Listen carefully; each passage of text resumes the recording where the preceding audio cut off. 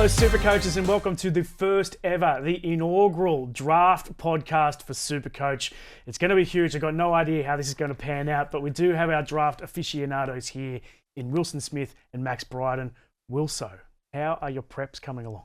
Going really good. My draft rankings and my sleeper analysis are live on the websites, and yeah, just getting ready for my drafts now. Got draft nights booked in, so looking forward to them. Yeah, my draft night's booked in, but only 7 of the 12 people can actually make it, so it's going to be an interesting evening. As you said, we've got more draft content than ever this year. You've already got your rankings and your sleepers up. Max has got one story up and about, 6 to come following this. How's your preparation going? Yeah, it's been starting, probably a little bit later than usual because I've been deep in SuperCoach Big Bash and a little bit of EPL as well this year. But like the last couple of nights now, we're firmly in like the tinker part of the season where I've sort of set my top 100, and then every now and then throughout the day I'll go in there and have a random thought and move someone up or down. So it's coming together. I think it's going to be my year. Yeah, I think it's going to be my year though as well, because last year and in previous seasons I was probably more of an occasional draft player, not my preferred format. I always thought classic was more fun to play, but as of this year I think draft is my favourite format. I've already done a whole bunch of mock drafts, which I'll mention a million times today. At night time, when my wife is watching some true crime thing, I'll just sit there doing a mock draft. So look out for Sangster's Paradise this year. There's also been some breaking news recently, which is going to affect SuperCoach, both classic and draft, big time. That is that the interchange rules have changed. Teams have 6 players on the interchange bench, but can only use 4. There's still the 18th man rule, so they could potentially use 5 if there are 3 concussions or there's foul play. But this is going to affect SuperCoach big time. They select 6, they can only use 4. So, for example, if you've got Cooper Bye as a cheapie to start the year, and he's, let's say, the 3rd forward who comes off the bench for the Titans, someone gets injured early, they pull in Lachlan Ilias to replace AJ Brimson at 5'8", and Cooper Bye doesn't play. You probably wouldn't have him in your 17, but you don't get the price rise for that week. Yeah, I mean, massive news. Like you said, it pretty much means anyone who's not in the starting side for their team just becomes a far riskier option to be in your starting side for SuperCoach. So, yeah, someone like Cooper Bye is a good example. They suddenly become a much riskier pick to have in your team. Your thoughts? I love it from an NRL perspective. I mean, we heard those stats last year about teams who lost an outside back at some point during a game. They were, I think, 75 or 80% most likely to just lose the game outright. Yeah. It was a difficult position to cover. So I think it's going to be a better product. Got a bit of a thought though. Yes. What if, I'm just wondering if there's like a possible change of scoring, right? So in SuperCoach, we've still got those 4 reserves. What if we did 6 reserves this year and maybe you got your 4 best scores? It has already been spoken about. Wow. I knew that you'd hijack me with the question at some stage. It has been spoken about this morning. And unfortunately, the decision, I think it's a great idea, but the decision is our T's and C's are already out, and it's too late to change them, unfortunately. So for next year, if Volandis gives us just a little bit of notice with some sort of rule change in the future, then we'll be prepared for it. And yeah, I think it's a great idea. We'll throw around a few things during this season, but it's not going to happen for this year. Cool. All right. Well, at least I asked. Yes. I think the VC loophole is going to be really hard too, because if you've got the risk of players getting 0 in your team, you're going to be playing short. So yeah, that massive risk. I think loophole's basically dead. What do you reckon? I wouldn't say dead. I mean, I think the big introduction last year, of course, the flex, that probably changed people's VC loops per year from maybe 1 or 2 to maybe 4 to 6. Yeah. I think we'll still get that because that lower score will be flex, but yeah, it's definitely riskier. So we're going to run through each position. This is the first ever draft podcast, so we'll see how the structure unfolds. But the first question is, if you had a gun to your head right now, who's your first pick going to be? The first pick for me is Nathan Cleary. We've spoken heaps in other podcasts about the rough start to the year for the Panthers, but I think in terms of draft, that really shouldn't be as much of a concern. I think over the course of the season, Nathan Cleary is going to be just your most consistent option in a low-depth spine position. So I think for draft, he just ticks all the boxes, and they might have a rough start, but what you really care about in draft is just getting to the final and having your guns perform well in the finals. Who's your first? I think every other year I would have said Nathan Cleary, but the thing that's really kind of shifted for me this year is just the depth at halfback position. it is way better than previous years. Like in the past, last year, we probably had 3 guys in preseason we could confidently say would score 75 plus. This year, there's like 10 dudes, maybe a dozen, who could score above 65.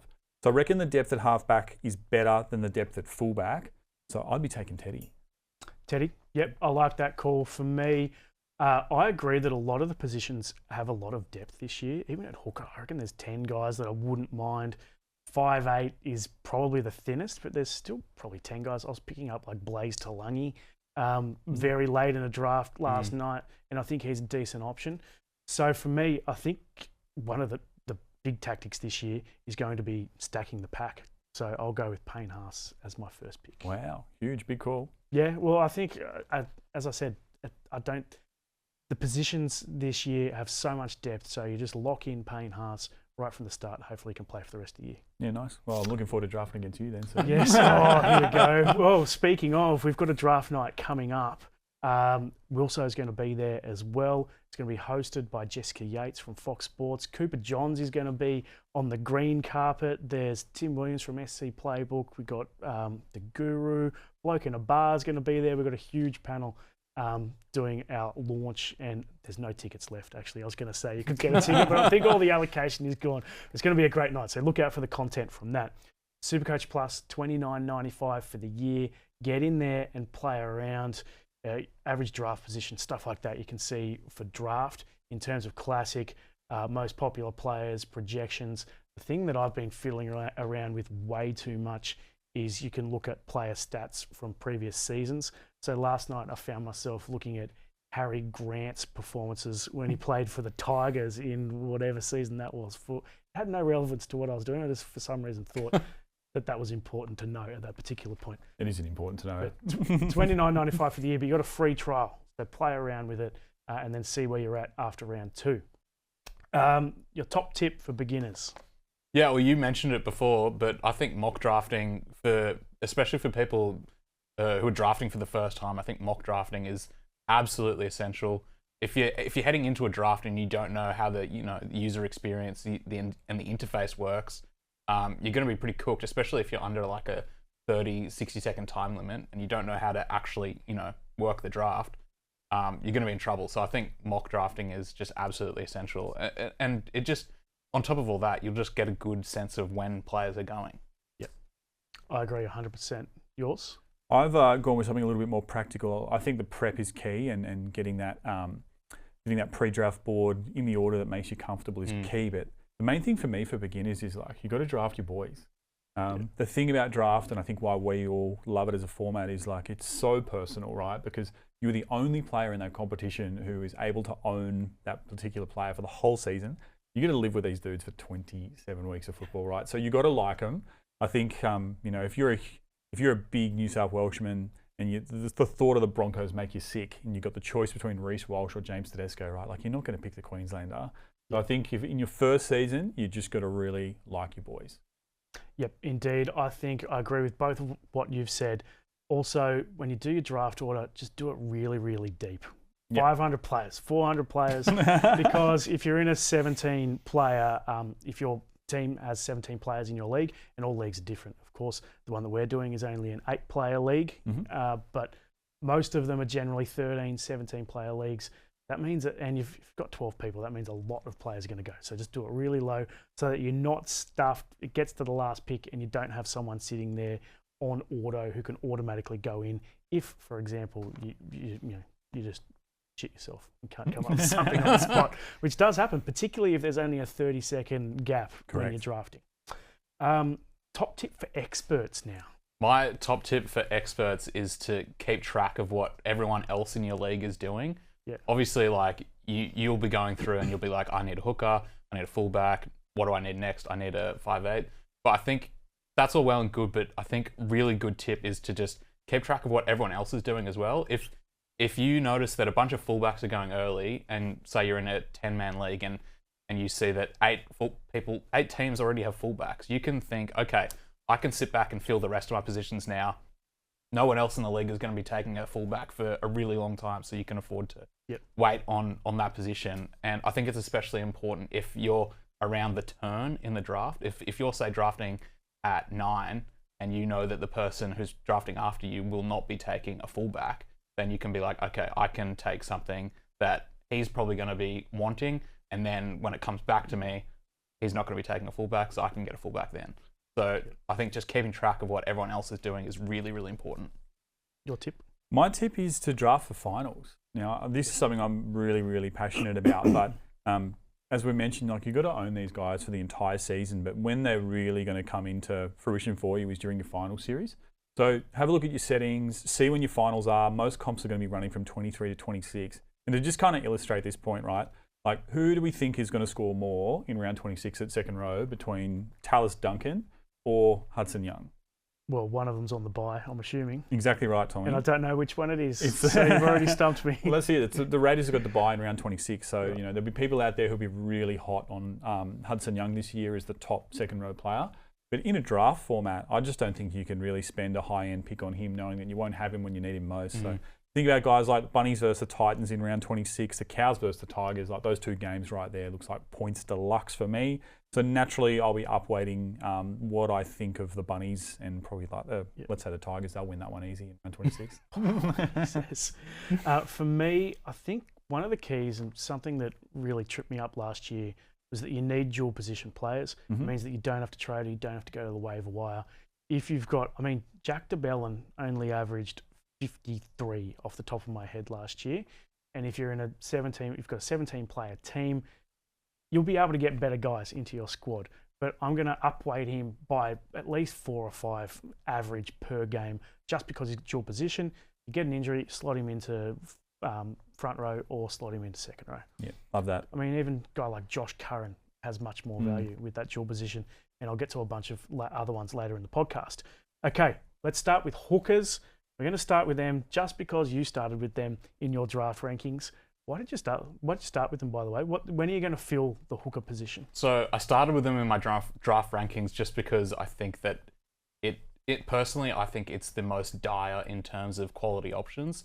There's really only like 2 to 3 guys that actually play close to 80 minutes the entire game. Even someone like Api Coruscant, who I have ranked quite highly, almost never plays 80 minutes. So I think it's an important position to fill early, but it's not one that I would be filling too early.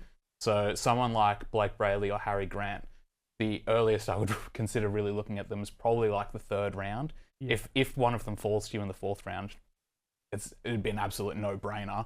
But despite it being a really low depth position, it's not one that I'd be looking to fill in the 1st round at all. No, but I think in those mid-rounds you have to go for it. The stats on Harry Grant are he's 28th, his average draft position, and Blake Brayley is 19th. So they're going early-ish, but not particularly early. Then you've got someone like Coruscant, who may even pick up some goal-kicking duties, which could improve him this year. Averaged 55 last year. He's going at 111th. So you don't need to rush to fill this position. Yep. Yeah, I completely agree with that. For me, I'm not taking a hooker before round 5. I'd much rather fill that position week to week with someone from the waivers than waste the potential of someone who's picking that high. So, yeah. Yep. In terms of a left field sleeper, if you get really stuck in this position, what's your pick? I think Sam Verrills at the Titans last year. Can't remember what he was averaging off the top of my head, but he solidified basically an 80-minute role and was looking really good. And last year, he was someone you could very easily pick up off waivers mid-season. And a lot of teams that ended up doing well were teams that just picked him up off waivers. So I think he's someone that you can get extremely late, especially given the fact that he is the Titans hooker. I feel like there's just a bias against him. But he's someone that you can get really late and who will do a good job for your team. Yep, I agree. Yeah, I like Jeremy Marshall-King. His average last year, I think, was 63. So I think he was technically sort of 3rd on that list. He does struggle to stay on the park because I think he's a smaller body and he's only been playing hooker for half his career. But like when he's on, and we know the Finns are one of those high-scoring attacking teams, so he's got some match-winning potential. Yeah, he's going pretty low. He's 69th on average draft position. Obviously injured for the first, I think it's 6 weeks, they said. So you'd have to get someone to cover him. Like, for example, Ben Hunt, who's going to play hooker this year at 159th, or Damien Cook at 138th. They've got Jacob Little potentially injured for the first few rounds, so he could play 80 minutes to start. Then it might die off a bit from there. Let's move on to halfback. When are we going to fill this position? For me, this is a position that as long as you don't miss out on one of the top options, is a position you want to be filling in the first 2 rounds. Obviously, it depends on a host of factors like how many teams you are and what your league settings are. But I mean, halfback depth is a lot better this year. But I think the difference between this top sort of 5 options and the depth is really, really massive. So this is a position I want to be filling ideally in the first 2 rounds. But that being said, if the top guys do go before it gets to you, it's a position that you can very easily afford to wait a while on. Yeah, I think you've said that really well. I think those 5 guys, so probably the likes of Cleary, Hines, Hughes, Campbell and Walker, they've gone for me in the first 20 picks. And that could easily be the first 15 picks. After that, though, I think you can wait because the depth is really, really nice. So I'm kind of looking at those other guys, your Fogartys, your Deweys, your Dylan Browns, kind of around that sort of pick 50 to 60 mark for sure. Yeah, so in terms of the stats, you got Nathan Cleary, average draft position of 2nd. Nico is 8th, so a lot of people are going for them. Yeah. And then it does drop away to Jerome Hughes at 34. But we'll mention Jaden Campbell because he's one of your big guys this year. He's coming at 15th, so I think a lot of people have been listening. Yeah, and look, to be honest, if I got him at pick 15, that would be a steal because I think he's got genuine top 10 potential this year. Talking to a guy with a base power average of 40, 10 points in goal kicks, he gets 50 points basically for doing up his shoes. Yeah. So he's a really, really, really solid draft commodity. Nice. I like that. And a sleeper for this position if you get a bit stuck. Ethan Sanders is a cheapie in SuperCoach Classic and could be someone who does all right in draft picks, and he's someone you can probably get extremely late. But I think he comes with a lot of risk. So I think a better sleeper pick is Mitch Moses, whose numbers are significantly down after missing a ton of game time last year. And he's someone who could very, very easily be a top, like in the conversation for the top guys. And he's someone you can get much later in the draft. So he's going at 64th on average. So I like that pick. You also mentioned Dylan Brown before, going 94th, who I like. So I'll mention Lachlan Galvin at 119th. Yeah. I feel like he only scratched the surface last year. He could go a lot better this season in his 2nd season at the Dogs. Averaged, off the top of my head, I think it was 56. I reckon he should average over 60 this year. Yeah, completely agree. He was my sleeper for sure. I think he's a sneaky option in that other version of the game as well that we're not here to talk about. But I really like Galvin. I'll just say on Moses, like he's a guy who could average 65 with a whole bunch of 40s and 80s to sort of get there. My hairline's not really up to that kind of stress. So for me, I wouldn't pick up him before probably about round 6. But he's definitely going to do better than he did last year. On to 5'8", and it's probably, I think it's got the least depth of any position. So are you going to go early here, Wilso? No. I think it is a risk, but I think even Cam Munster, the ceiling at the whole position is significantly lower than the other spine positions. So I will gladly let everyone else in the league go early on 5'8", and I will try and find value later on in the draft. It's a position that I think I'm the most comfortable streaming at later on in the season, just chopping and changing if you need. But it's not a position that I'm gonna fill early. I think the only counter to that is that if you can find one of these guys a little bit later, just say everyone's got that same mindset with 5'8". Like if you end up being the Cam Munster owner and you're picking him up in say round 3, then that's pretty awesome. Yeah, because absolutely. You get a natural, potentially 10-point advantage on everyone else in one position every single week. So I think you've got to be prepared to be flexible, but I wouldn't really. There's no 5'8" that I'd be prepared to touch before round 3. Yeah. Well, Munster is going at 14th. So I'd say that's way too high. Yeah. I would have him certainly in like the mid-20s. Next up is Fletcher Sharp at 22. I find that pretty crazy for a guy who we don't know which position he's going to play. Is he going to play in the halves? Does Chatty could play on the wing? If Ponga doesn't make round 1 and he's not racing the clock, he's just going to miss the trials. But if Ponga doesn't play at all, he probably plays fullback.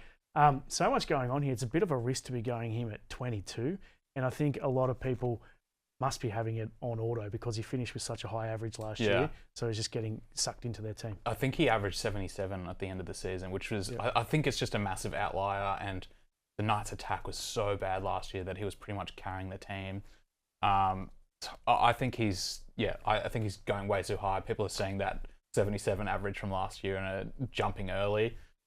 He's definitely someone I would avoid.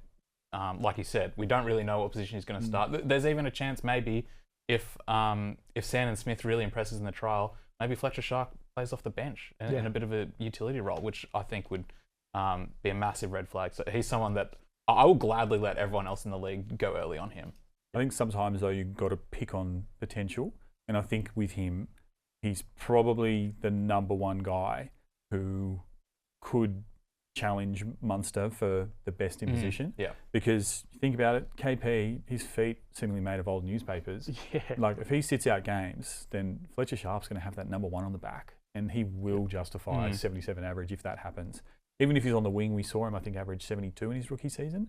He would be very renowned in a lot of draft leagues for being a late season streamer who scored 3 tries in the round 26 grand final for the Newcastle Knights 2 years ago. Yeah. So I think even though he's average this season, it's probably more likely to peg him at around a sort of 60 to 65. There's one guy at 5'8" who could push up towards a 75 or 80. I reckon it's him. The good thing about him, if he does play on the wing, and the club has denied that that's going to happen, by the way, it's just speculation. But he would play as a roamer. He'd play that Tom Trbojevic. If not, he's outside Best, kind of he's outside Lucas, he's outside Dylan Brown. Like there's going to be, that is one of the hottest edges in rugby league. And I know they don't have any forwards, but if there's one guy like who could be a league breaker at 5'8", it's for sure. So next, it dips down a lot. You've got DCE at 51st and Ethan Strange, who I actually don't mind. Sneaky chance for the goal kicking as well at 53. Let's go really left field here, though. Who are you picking if it's very late on? I mentioned him before, but I think Sand Smith, if he ends up winning a starting spot, I think he's someone that you can get really, really late. And if he is a starter, he could be good. But like we were saying before, we don't really know exactly where he's gonna fit into the team yet. So if you draft his after the trials, then maybe we'll have a better idea. But otherwise, like it's a bit of a risk drafting him. He's dual position as well. So when your hooker's on the bye, you just flick him in there straight away. Exactly. No need to worry with the waivers. Thoughts on him? I like him. I think there is the risk of job security, and job security is like a bit of a tough one to muck around with in draft, particularly early, but I think you'd get him late enough that it'd be fine. The guy that I've got, though, very close to my heart, is Jerome Luai. Yeah. Now, listeners to the SE Playbook would be familiar with how dudes go with other dudes. And he's a dude whose average last season jumped to 60 once Lachlan Galvin left the team. And his season average was only kind of like a 48. So there was a really, really marked improvement when he sort of moved back to that 5'8" role. You've got Taylor May out there at left centre. I'm not saying he's going to average 60. I think that's probably closer to sort of like a 55. But Luai, no one's looking at him. I reckon you get him late. That's a solid call. I've got Blaze Talangi. I mentioned him before. I think he's good player. Like Galvin, only just scratched the surface last year. I think he'll go better at Penrith this year, so you can get him at 98th, which is pretty low for him. Or Cody Walker on the old legs, but 160th is, I feel, pretty low for him. He'll break your heart in draft leagues, though. Yeah. the amount of games he misses. That's true. At fullback, so when are you going to fill this? A lot of them are going early. I'll tell you the stats. Tedesco's 3rd, Walsh is 4th, Scott Drinkwater's 7th, and then, so very high. Tom Trbojevic 20th. For me, it depends on what slot you're drafting in. If you cop a late first round pick, it's a very good chance that you're going to miss out on 4, maybe 5 of those top fullbacks before it actually comes to you. In which case, I would be looking to actually just let everyone else take the fullbacks early and try and get one in rounds 3 to 4. But if I have an early draft pick and say I'm drafting at 4th, then the likes of Nathan Cleary, Payne Haas are going to be going, and then you're looking at someone like James Tedesco or Reece Walsh, in which case I would just take them with my first pick. But if you're missing out on those top guys, I would wait for the mid-rounds. One thing I'll mention, we haven't mentioned yet, but we should have, is look at your league settings, because not all leagues have captains. My league, for example, doesn't in one of them, but the one that we're doing for our draft night will. So it's a big factor there on when you pick a fullback, I reckon. Yeah, I think so, because that's going to be the guy who's going to have the armband on more often than not. I think you've got to take a fullback in the first 2. I think the depth and the drop-off in talent is more vicious compared to, say, halfback. and I just want to own one of those big boys there. I think halfback, fullback, first 2 picks for me almost every single season, and I don't really see a way to kind of deviate from that unless it is I'm kind of really, really late on the turn pick and there's the potential to maybe grab like a Herbie or like a Carraz. But I want one of the big boys, so I definitely will be going early. In terms of your left field guys, what are you thinking here? For Maybe me, a bench guy or someone really late. really late. I think Keanu Kinney is someone who is not going to go really late, but he will go far later than he should be purely on last year's numbers. Yeah. He's going to be out of sight and out of mind for, like, if people are filtering and by fullback and they're only looking at the top 10 guys, he's not going to be showing up. Yeah. So he's someone who I think you can get really late in the draft who has massive upside. Yep, it's filtered by last year's average, and the only way to change that is by setting your own order. Is that right? I think so, yeah. Yeah, I like the Kearney shout. I would say that any league that he's sort of not going within the first 2 rounds, I would love to be in that league because I feel like you'd just be pulling the wool over people's eyes because he's going to average easily close to 80. If you want really left field, the guy I like is Tane Tuapiki over at the New Zealand Warriors. So sleepy that I reckon, he's basically Snorlax. Like this guy isn't I didn't think we're going to have Pokemon references. Yeah. Well, this guy's not even going to be in the round 1 team. Although his potential at fullback is sky high. He's got CTW dual, and there's a lot of chat in preseason that this was sort of going to be the transition year away from a CNK over towards Tane Tuapiki. His performances last year were amazing. So, but we know fullback, it's that one where the injuries really hurt. So if you're really late in the draft, maybe with a last pick, a stash of Tane, or even just watching him on the waivers or free agency and just being aware, could be a game changer. Yeah, I like that call. Keanu Kinney, I bought in very high in the draft. Everyone paid me out, and he was killing it, and then got injured really early. That was me too last year. Yeah, and then I got rid of him, and he came back at the end of the year. I reckon Jai Gray at 97th. I think he had a few games off the bench and maybe 1 or 2 in the halves last year that brought his average down. So he's going to be a bit lower in the list, going at 97th at the moment. And Suafar Longo, who's very popular for Classic, is going 101st. Yeah, that's really good value for 2 guys who can easily get a 65 average. Yep. Right, second row. When are we going to fill this position? I think it's probably earlier than in past years. Look, it's a tough one because I think it depends on what your actual. I'm not taking one with my first pick. I'm going to be more targeting a fullback or a halfback if I can. But I think you want at least one gun second rower in the first 5 rounds. So it depends on who's available at the time. But it's probably something I'm looking at filling in maybe rounds 3 to 4 if you can still get one of those top guys.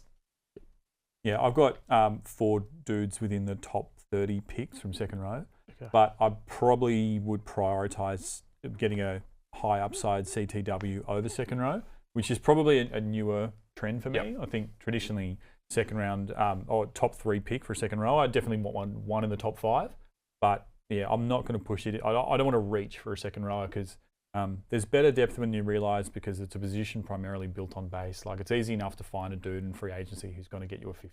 Well, I've got one stat for you that shows that stats don't mean anything really, and that is there must be a lot of people on auto draft because Eli Katoa, his average draft position is 25th. Yeah. Okay. Yeah. So, a lot of bots in that. Yeah, there's quite a few bots. So take all the stats with a grain of salt. But Hudson Young is 9th. Tino's pretty high. Dylan Lucas is really high, which again I think is probably more of a bot thing. When would you take? I mean, he is good. When would you take him? Definitely top 20 picks for Dylan Lucas. Yeah. Like he is built for SuperCoach. That man. Yeah. He's a freak. He's excellent work rate, great speed, attacking mindset just from his days as a centre. I reckon if you can get him in your first 20 picks, sort of between that sort of 15 to 20 range, I'll be very happy. Let's chat sleepers. Who you got?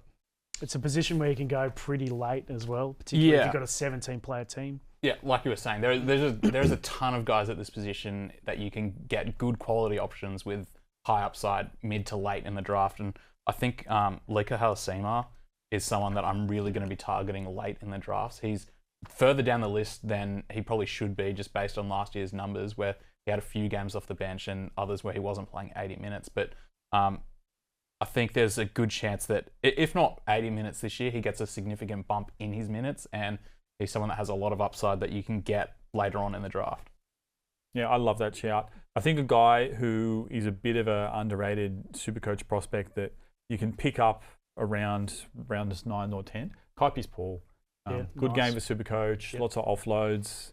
You know, if Benji given him the license this year to kind of free the arm, he could be pushing a 65 average, and he's just not a sexy pick, but he's just a really good workhorse. I quite like that. The guys that I like in this position, though, are mostly dual position.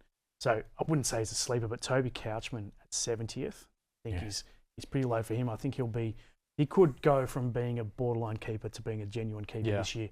Plus, he's got the dual position. Isaiah Papali'i, decent as well with the dual position. Hopgood's got the dual position, and he's 101st. Jack DeBellin, I mentioned before, 145th. So, yeah, you'd take that. I'd take him as my sort of last or second last pick. Front row. When are we filling front row? We've got Payne Haas currently going as the most popular pick. Yeah, it's sort of similar to 2RF. I think this is one of those positions where in the first 5 rounds, I want either a gun second row or a gun prop. I'd probably, just given some of the talent at the top of this list, I think I'd probably more be prioritizing a top front rower in the first few rounds. But if you can compare like a top 2RF or a top prop with like a gun fullback, you're going to be pretty happy most weeks. So this is a position that I'm looking to fill one of early. For me, look at your settings. If you don't have a captain, Payne Haas is a genuine option as a first pick. If you've got captains, you have to go with halfback or 5'8". What are you thinking? I think, I agree with both of you. I would say personally, from a preference perspective, like I've got the opportunity to take like late round 1, like Payne Haas, Terrell May, or like a Keanu Kearney. Like I'm going the young, fun fullback like every single day of the week. There's probably 3 names I'd take in the second round. But like I don't want to pay up for a prop for me, so I'd be happy to try and find a guy after round 5. Sleepers here. Yeah, I think one of the top sleepers at prop is Stefano Utoikamanu. Obviously, last year was his first year at the Storm, and he was sort of eased into the system early and kind of was not actually very relevant. But then after the Origin period, he got dropped for 1 week, and then I think that was sort of a kick up the bum because in the final 6 games, he was actually killing it and was putting up like top prop numbers. So averaged 69 in NRL finals. Yeah. So I think he's someone that you can get a bit later, not too late, but a bit later, who has really good upside of the position and it's a position that, with the exception of a few players, doesn't have a ton of upside.